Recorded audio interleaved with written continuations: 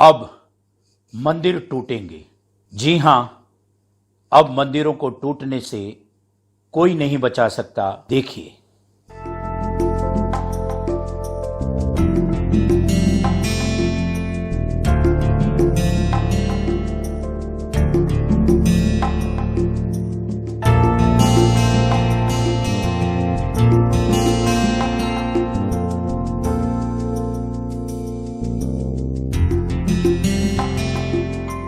जब वर्ल्ड का richest temple, दुनिया का सबसे धनवान मंदिर अपने स्टाफ को तनख्वाह नहीं दे पा रहा है क्योंकि उनका चढ़ावा बंद है, क्योंकि उनके पास दर्शनार्थी नहीं आ रहे हैं, जब वर्ल्ड का रिचेस्ट टेम्पल अपने कर्मचारियों को भुगतान करने में असमर्थ है, तो स्कूल वाले क्या उससे ज्यादा धनवान हैं? बैंक वाले जब अपनी ईएमआई माफ कोई नहीं कर रहा है, ब्याज पे ब्याज ले रहा है बैंक, और बैंक नहीं दे सकती, दुनिया का सबसे अमीर मंदिर नहीं दे सकता, लेकिन स्कूल वाला दे। वाह, बहुत अच्छी सोच है आपकी। मैं सलाम करता हूं, मैं आपको प्रणाम करता हूं। अब टूटेंगे शिक्षा के मंदिर, अब टूटेंगे सरस्वती के मंदिर, अब टूटेंगे विश्वास के मंदिर, अब टूटेंगे डेवलपमेंट के मंदिर। जब इस तरह के बयान हमारे शिक्षा मंत्री के आएंगे तो मंदिरों को टूटने से शायद ही कोई बचा पाए। ये बहुत गंभीर चेतावनी है। पूरे देश की शिक्षा व्यवस्था पर एक प्रश्नवाचक चिन्ह लगाता हुआ ये मेरा संदेश। नमस्कार। पूरे देश के सभी शिक्षा देने वाले, शिक्षा लेने वाले या शिक्षा लेने या देने में सहयोग करने वाले समस्त शिक्षा प्रेमियों को मेरा नमस्कार। आइए हम हमारे राजस्थान प्रदेश के शिक्षा मंत्री के कुछ बयानों पर नजर डालते हैं। अभी कोर्स तैयार नहीं, सिलेबस का पता नहीं, स्कूल कब से खुलेगी पता नहीं, तो आप किस बात की फीस ले रहे हैं? किस बात की फीस ले रहे हैं? धन्यवाद। फीस नहीं ले रहे तो किस धन्यवाद। जी हां, ये है हमारे राजस्थान के विद्वान शिक्षा मंत्री माननीय श्री गोविंद सिंह जी डोटासरा। इनके एक बयानों से जो पहला काम हुआ है उसकी बानगी देखिए।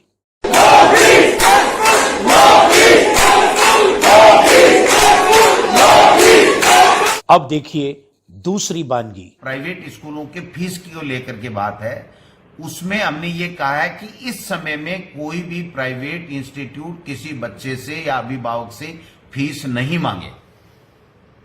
ये पूरी तरीके से निर्देशित कर दिया गया है। स्टाफ की सैलरी वगैरह स्टाफ की बराबर देनी पड़ेगी, बराबर 31 मार्च को मार्च की देनी पड़ेगी, अप्रैल को अप्रैल की देनी पड़ेगी। एक भी व्यक्ति की ये कह करके कि मैं अभी स्कूलें नहीं चल रही हैं या छुट्टियां हैं, मैं आपकी वेतन नहीं दूंगा, ये नहीं होगा। अगर ऐसा करते हुए कोई पाया गया, शिकायत आएगी तो जांच कराने के उपरांत उसके खिलाफ कानूनी कार्रवाई की जाएगी और उसकी मान्यता निरस्त। एक सरकार प्राइवेट स्कूल के जो टीचर्स हैं वो प्रदर्शन कर रहे हैं। प्राइवेट स्कूलों के संचालक भी प्रदर्शन में अपना समर्थन देने पहुंचे हुए हैं। स्टैच्यू सर्कल पर यह प्रदर्शन किया जा रहा है और प्रदर्शन की कुछ तस्वीरें हैं जिन्हें आप अपनी टीवी स्क्रीन पर देख पा रहे हैं। एक तरफ अभिभावक हैं जो हाथों में प्लेकार्ड्स लेकर प्रदर्शन कर रहे हैं, वहीं अब टीचर्स भी सड़कों पर उतर आए हैं प्रदर्शन के लिए और उनके हाथों में भी आप नारे लिखी कागजों को देख सकते हैं। बड़ी संख्या में प्राइवेट स्कूल के शिक्षकों की भीड़ लग गई है। अब मैं अपनी बात कहना प्रारंभ करूंगा। माननीय शिक्षा मंत्री से मेरे सिर्फ, जैसे माननीय शिक्षा मंत्री ने 2 टूक शब्दों में ये कहा कि सेशन चालू नहीं, सिलेबस अभी डिसाइड नहीं, स्कूलें चालू नहीं हुई, तो किस बात की फीस? मैं माननीय शिक्षा मंत्री से इस प्रदेश का एक जिम्मेदार नागरिक, वोटर और मैं टैक्स पेयर होने के नाते एक सवाल पूछना चाहता हूं कि जब आपके सरकारी स्कूलों में भी पढ़ाई नहीं हो रही है, न सिलेबस डिसाइड है, न स्कूल खुली है, न स्कूल खोलने का कोई आदेश है, फिर सरकारी स्कूलों में आप प्रवेश उत्सव किस बात का मना रहे हैं? सरकारी स्कूलों में 26 जून से टीचर्स को आने का न्योता क्यों दिया है? जब सत्र खुलने की कोई बात नहीं है, सिलेबस डिसाइडेड नहीं है, तो सरकारी स्कूलों की आरती उतारने के लिए उनको वहां पे बुलाया है क्या आपने? तो सरकारी स्कूल के टीचर्स को तनख्वाह किस बात की आप दे रहे हैं? और वो तनख्वाह आप नहीं दे रहे हैं, वो मेरे हम सबके टैक्स पेयर का पैसा है। आपको किसने अधिकार दिया कि उन टैक्स पेयर के पैसे से, जिनको आप जोर जबरदस्ती दबाव से जबरदस्ती उन पर टैक्स थोप रहे हैं, पूरे देश की जनता, प्रदेश की जनता जब त्राही त्राही कर रही है, तब आप डीजल और पेट्रोल के दाम बढ़ा रहे हैं। आप ये कह के बच नहीं सकते कि ये निर्णय केंद्र सरकार का है, उसमें आप जीएसटी लेने के लिए बराबर के भागीदार हैं और आपका राज्य सरकार का टैक्स भी उसी में से आता है, इसलिए आप चुप हैं। आप टैक्स बढ़ाते जा रहे हैं, आप बिजली के बिल लगातार लोगों से मांग कर करके ले रहे हैं, पेनल्टी की धमकी दे रहे हैं, लेट फीस की धमकियां आ रही है बिजली विभाग से, पानी के बिल, बिजली के बिल, टेलीफोन के bill, urban development tax, insurance, हर चीज का पैसा सभी से लिया जा रहा है। आप कह रहे हैं कि जब स्कूलें बंद है तो फीस किस बात की? जो फीस देने की बात आ रही है उनको तो आप कह रहे हो कि फीस आप नहीं ले सकते क्योंकि स्कूल बंद है। जब स्कूलें बंद हैं तो सरकारी स्कूल को 4 महीने से टीचर्स को किस बात की तनख्वाह मिल रही है? पूरा एजुकेशन डिपार्टमेंट। और आप किस बात की तनख्वाह उठा रहे हैं? आपको किस बात के भत्ते मिल रहे हैं? जब स्कूलें बंद है, सब कुछ बंद है, एजुकेशन बंद है, तो किस बात की तनख्वाह आप टीचर्स को, डीईओ को, एजुकेशन सेक्रेटरी को, सबको किस बात की तनख्वाह दे रहे हैं? वो मेरे टैक्स का पैसा है, इसका जवाब आपको देना पड़ेगा। ये जो बोर्ड की परीक्षाएं सरकारी टीचर्स ने ली है ना, उनको अलग से भत्ता, भुगतान, टीए, डीए मिला है। आप ये नहीं कह सकते कि हमारे सरकारी टीचर्स ने बोर्ड की परीक्षाएं करवाई है, कोई एहसान नहीं किया। उसका कॉपियां चेक करने का, परीक्षाएं लेने का, हर चीज का उनको अलग से भुगतान मिला है। आप ये कह रहे हैं कि हमारे टीचर्स कोरोना योद्धा की तरह उन्होंने कोरोना के अंदर लोगों की मदद की, सहायता, हर तरह से उन्होंने हेल्प की, तो फिर उस काम का पैसा शिक्षा के बजट से क्यों? उसका पैसा आपको देना चाहिए कोरोना रिलीफ फंड से। आपको बहुत सारे पैसे आपने कोरोना रिलीफ फंड में केंद्र सरकार से लिए हैं और उसके अलावा आपने CM relief fund, PM relief fund और दानदाताओं से, भामाशाहों से अलग अलग मदों में पैसे लेकर के कोरोना का काम किया है। तो शिक्षा के टीचर्स को, जिन्होंने भी उनका काम किया है, उनको उस फंड से दीजिए। जब शिक्षकों ने शिक्षा से संबंधित एक धेले का काम नहीं किया तो उनको एजुकेशन फंड में से, शिक्षा के बजट में से आप पैसा कैसे दे सकते हैं? जी हां, मैं आपसे पूछना चाहता हूं कि अगर आपके 4 महीने तक अगर आपके खजाने में कोई टैक्स ना आए, आपकी इनकम ना आए, तो क्या आप अपने स्टाफ को, अपने टीचर्स को पूरी तनख्वाहें दे सकते हैं? क्या आप समय पर भुगतान कर रहे हैं? आपके 2 बयान, फीस नहीं लेनी है, टीचर्स को समय पर तनख्वाह देनी है, इसका रैशनल समझते हैं आप? प्रैक्टिकल जानते हैं आप? और अगर आप उन 10 लाख प्राइवेट स्कूल के टीचर्स, उनके परिवार, सपोर्ट में जितने भी लोग लगे हुए हैं, उनके ऊपर जो निर्भर है, स्कूलों के साथ साथ जो स्कूलों के सपोर्ट सर्विसेज में जितने लोग लगे हुए हैं, क्या आपको उनकी चिंता है? क्या आपको यह पता है कि कितने लोग आत्महत्याएं कर रहे हैं, कितने लोग स्कूलें बंद कर रहे हैं, कितने लोग स्कूल के संचालक सब्जी बेच रहे हैं, कितने लोग नरेगा में मजदूरी कर रहे हैं? क्या आपकी ये सरकार का यह दायित्व है? आपने बेतुके बयान दे दिए इस तरह से जैसे कि आप डिक्टेटर हो। आपने किसी तरह से मान सम्मान नहीं किया प्राइवेट स्कूल के टीचर्स का, प्राइवेट स्कूल के संचालकों का।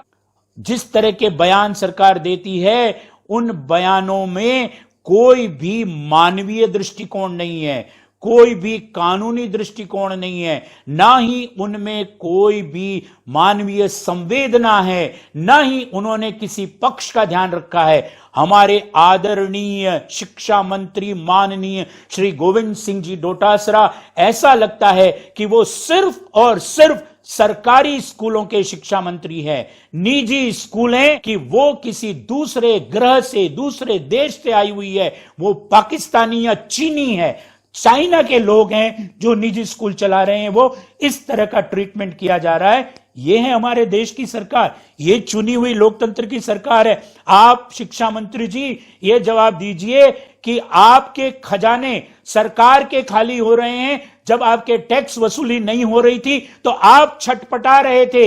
आपको अपने टैक्स की वसूली के लिए जो खोलना पड़ा वो सबसे पहले आपने शराब की दुकानें खोली है, और शराब की दुकानों से आपने आबकारी टैक्स लोगों से वसूल कर करके अपने खजाने भरे हैं। माननीय शिक्षा मंत्री जी, सरकारी स्कूलों के टीचर्स तो कोरोना का कोई काम करने के कारण कोरोना योद्धा कहला रहे हैं, और प्राइवेट स्कूल के टीचर्स और प्राइवेट स्कूल के संचालक जो इन्वेस्टमेंट करके ऑनलाइन एजुकेशन में सारे गैजेट, सारे सॉफ्टवेयर डेवलप कर रहे हैं, सारे टीचर्स की ट्रेनिंग कर रहे हैं, टीचर रात दिन घर से सीख करके ऑनलाइन एजुकेशन ले रहे हैं, वो चोर हैं, वो कुछ नहीं कर रहे हैं।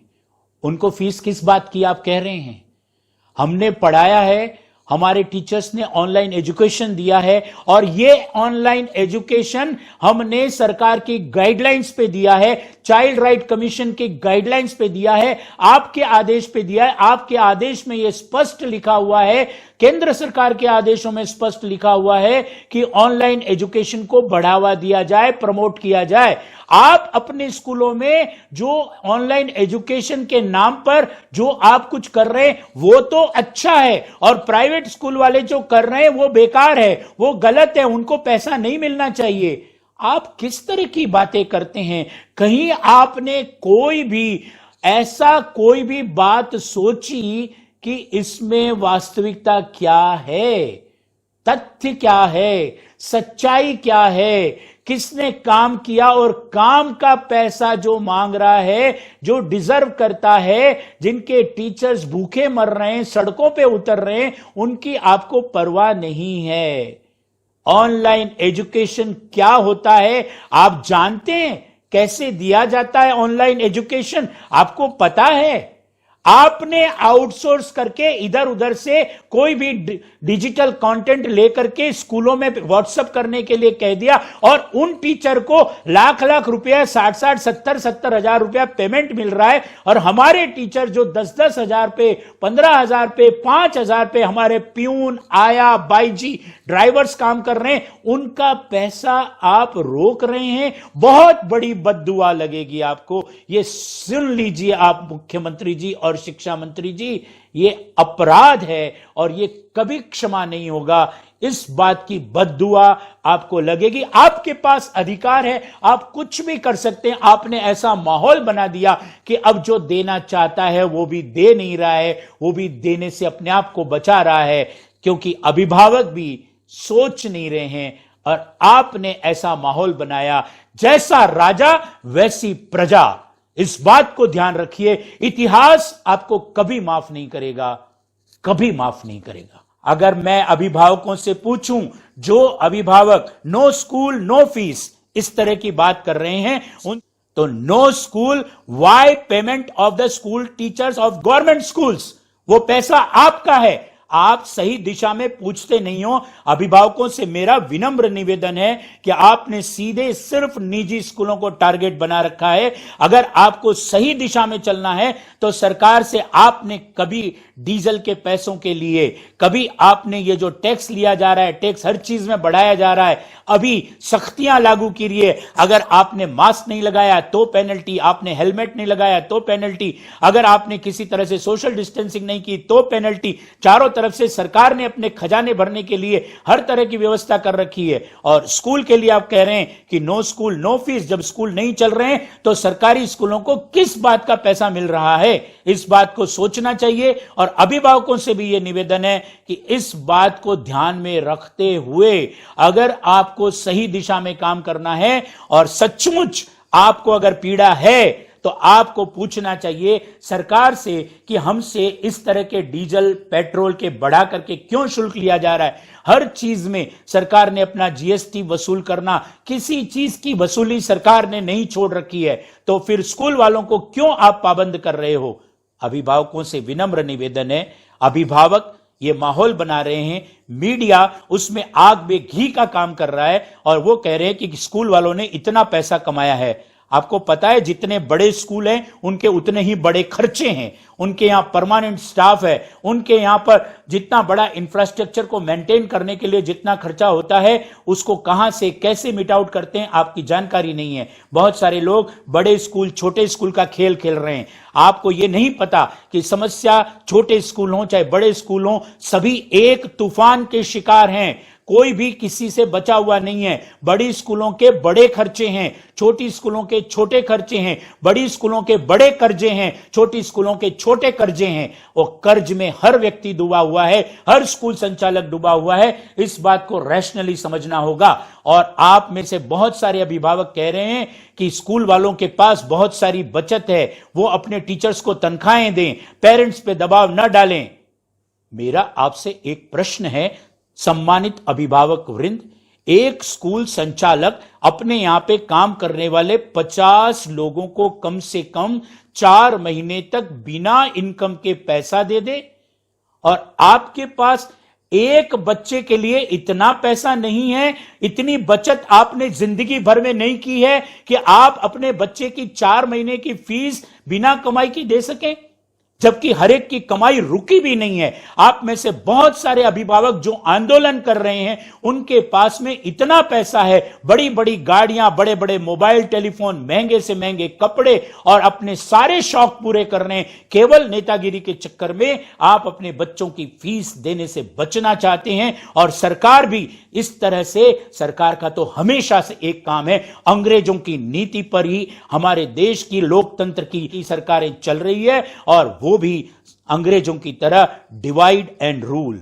सबको लड़ा रही है। अभिभावक, टीचर्स और स्कूल के संचालक, स्कूल के मालिकों को, सबको लड़ा रही है। और सरकार सिर्फ अपने वोट बैंक और अपने अगले चुनाव की तरफ ध्यान में रख करके कोई भी निर्णय लेती है, और बेतुके, तुगलकी, बिना सिर पैर के, बिना सोचे समझे कोई भी बयान दे देती है, कोई भी ऑर्डर निकाल देती है, जिसका न कोर्ट में कोई भी उसका कोई वजूद टिकता है। और आप एक तरफ बात करते हैं कि नो स्कूल नो फीस। आपको क्या पता है कि आपके टैक्स के पैसे से ही इन सरकारी स्कूलों में सरकार का पूरा खर्चा, पूरा वेतन आपके टैक्स के पैसे से दिया जाता है, और आप अपने बच्चे के भी पैसे दे रहे हैं, और आप सरकारी स्कूल में पढ़ने वाले बच्चे का पैसा भी आप भुगतान कर रहे हैं। और आप उस आधे पैसे की तो चिंता कर रहे हैं जो डायरेक्टली आप स्कूल वालों को दे रहे हैं, और जो इनडायरेक्टली दबाव से सरकार